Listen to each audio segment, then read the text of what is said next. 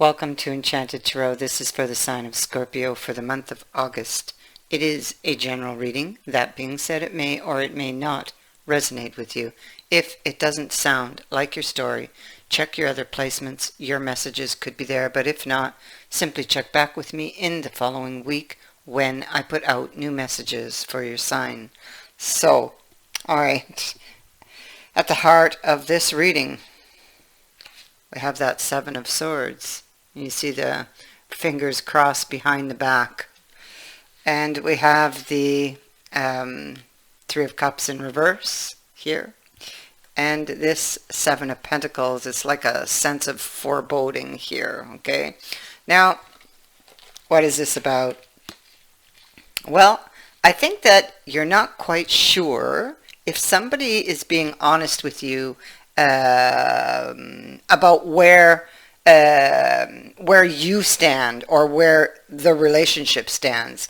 Like perhaps you think or believe, or they're making you believe that you are the only one, and with that Three of Cups in reverse, when you might suspect that you are not the only one, because the Three of Cups is also in the upright here.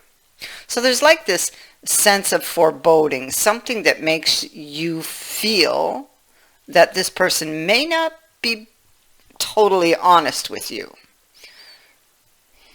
about, your situation, and whether all of their attention is going to you or whether they're, spreading that around, because we see that at the root. Queen of Pentacles is looking up here at that Seven of Swords and the Six of Wands. So where exactly is this person's attention?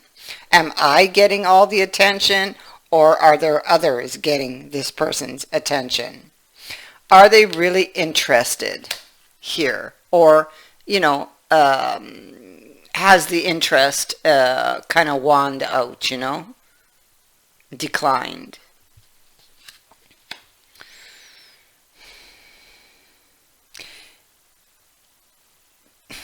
Because that page, he loses interest quickly.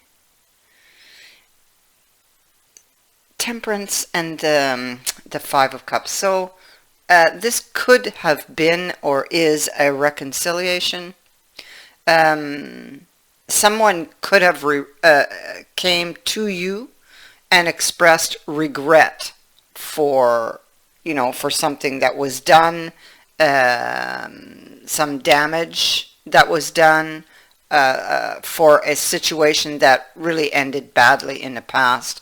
This person comes back around, they express regret, they apologize, but you're not quite sure if you can believe them or not, I mean, maybe they express to you that, oh, you are the love of my life and I only want to be with you, but maybe their actions don't quite back up those words, So it's like you look at this person who is represented here by this nine. Yeah, look at that.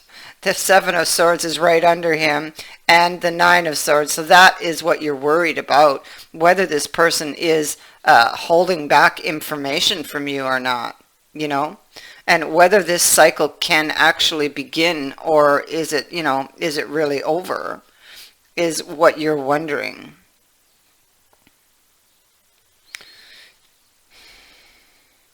And so the High Priestess looks over at that knight with this Eight of Wands. Now, this Eight of Wands is some kind of disturbance that's happened. Information, probably little bits of information that you could be keeping to yourself.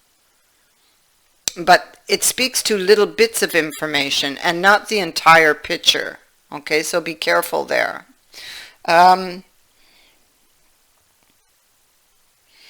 So she's got this information she's keeping to herself because she's in the Three of Wands energy. And so this is about the road ahead, waiting on the results, but the road ahead could seem a little bumpy, or a little ways off yet. But maybe you've already put so much effort into this that you're not ready to give up on it. So it's like there's still hope with the green here, and there's still passion for it, but you're wondering if you are the only one really for this person or not. Is there possibly another here? So it's like a wait and see, waiting on the results. You're not really ready to let this go, and you're hoping that maybe that feeling you have is wrong, you know? And so it's really all about a decision here. You see, Two of Wands, Two of Swords on the Six of Wands. So you, in that Six of Wands, again, you're wondering where the attention is being put. Are you getting all of that person's attention? Or are they playing the field? Are they not being truthful? And you're trying to decide this, so it's like looking at a choice for the future with that Two of Rods and the Two of Swords. And both of these cards indicate that there's conflicting thoughts, conflicting views. Maybe with the Wands, you would be wondering, again, if you're on the same page, if you guys are on the same page or not, if this is balanced or not.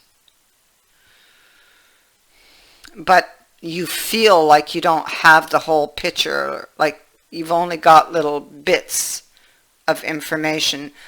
What I see already here is that there's communication issues, right? And that's going to be the key really to solving this problem. The thing is, you want to avoid any heartbreak in the future. You want to avoid getting your heart broken with what I'm seeing here. You could be afraid that this person, because this is somebody who comes in quick, can cause a lot of damage to you, especially, they can break your heart real quick, real easy, and then ride right back out again. That's the kind of scenario you wish to avoid. So you're trying to be careful. You're carrying a lot of burdens or burdensome thoughts about what choice to make here, about whether this person is being honest with you or not. Can you trust them or not?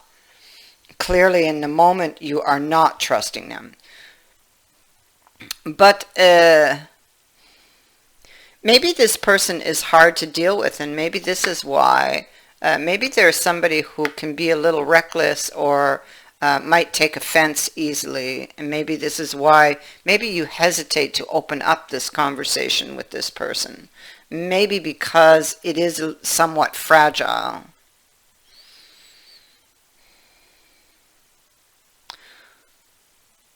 So what I see here is you're looking at this situation really carefully.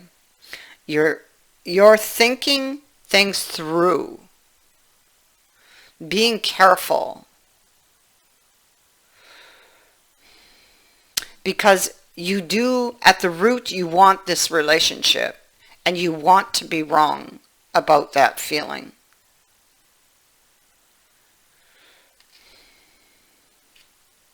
You want to be wrong, but you're afraid that that person's not going to stick around. At the root of it, that's what the problem is with the page here and with that knight there, because the page can be somebody who loses interest really quickly. We also have them here, a different page, but I mean it's the same thing. So except one is the passion, the other one's the emotion. I mean the interest. And so you're afraid that that person would just be in and out of your life with that night. That and maybe there's been a habit of this in the past, and you want this to stop because you want to avoid further heartbreak, and that's what I think this is. So very fragile situation. So being careful. There is a profession of love coming your way in the future. Possibly an offer to deepen the relationship. And so it's like you have an opportunity, okay? You have an opportunity. You have an opportunity to pick up the pieces here, to talk things out, to lay these burdens down. You could be wondering how you're going to approach this, because you can't just let it slide. You can't, because it'll always sit there and haunt you.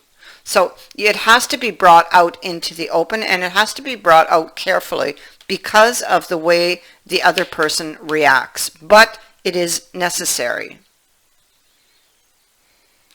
It is necessary. So it's how how really you think and how you solve this.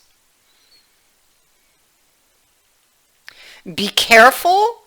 Be careful what you say. Like, think about what you say or what you're going to say before you say it, to avoid that person maybe taking it the wrong way. Okay, but you have to have that conversation. You have to talk this out, or it is going to haunt you, and it will resurface later.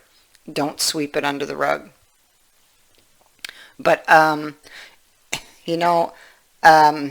this could be based upon previous experiences. So clearly there's some open wounds that you have either with this person or with previous experiences that are acting as triggers that need to be addressed to solve this. I thank you for watching, for liking, and for sharing my videos, and for subscribing. Also, thank you to everyone who has sent in a donation. It is greatly appreciated. Many blessings to you all.